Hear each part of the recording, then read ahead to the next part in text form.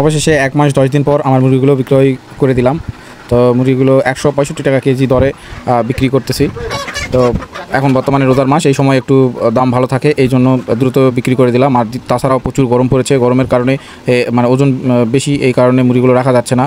যদি আমি আবার এই 5 থেকে 6টা মুরগির জন্য এক্সট্রা ফ্যান দিই তাহলে আবার আমার খরচ অনেক বেশি আসে যাবে, কারণ ফ্যানের জন্য আবার এই 7টা 8টা মুরগির জন্য যদি আবার ফ্যান দিই তাহলে কারেন্ট বিলটা অনেক বেশি খাবে। তো এই জন্য মুরগিটা দ্রুত সেল করে দিচ্ছি। তাছাড়া আমার ইচ্ছা ছিল আরও কিছুদিন রাখা, যে মানে সব থেকে বড় বা ওজন করার জন্য, কিন্তু প্রচুর গরমের কারণে আমি এটা রাখতে পারলাম না, তো বিক্রয় করে দিচ্ছি। তাছাড়া রোজার মাস, এই সময় মুরগির দাম একটু ভালো থাকে, এই জন্য আরও বিক্রি করা।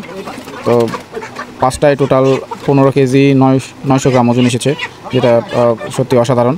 এখন জানি না এটি ওজন ঠিক আছে কিনা। 1 মাস 10 দিন বয়স, টোটাল 5টায় 15 কেজি 900 গ্রাম মতো ওজন এসেছে, প্রায় 16 কেজি। এই 1 মাস 10 দিনের মধ্যে যে অভিজ্ঞতা যেটা আমার হয়েছে, তার মধ্যে বেশ ভালো অভিজ্ঞতার সম্মুখীন হয়েছি।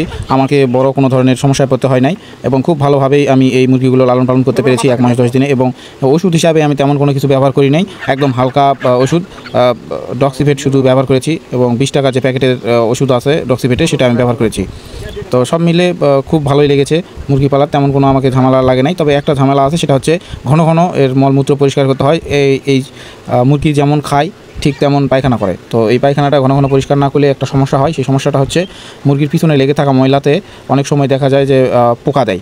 তো এই পোকা যদি দেয় তাহলে সমস্যা, এটি যদি পোকা যেন না দিতে পারে, এই জন্য ঘন ঘন আপনাকে মুরগির যে মলমূত্রগুলো আছে পরিষ্কার করতে হবে। তাছাড়াও গুঁড়া ব্যবহার করতে হতে পারে, এবং কাঠের ভুসি ব্যবহার করতে পারেন। এতে করেও আপনাদের মাঝে মধ্যে পরিষ্কার করতে হবে, না হলে আপনার ওই ধরনের সমস্যা হতে পারে, পোকা দিতে পারে।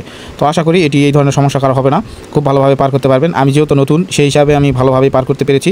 আশা করি আপনারাও পারবেন, কোনো চিন্তা নাই, সবাই পালতে পারেন। আমি আশা করি নেক্সট প্রজেক্ট আবার শুরু করব। আপনারা সবাই আমার পাশে থাকবেন, আমাকে সাপোর্ট করবেন, ভিডিওটি লাইক করবেন এবং শেয়ার করবেন। ধন্যবাদ।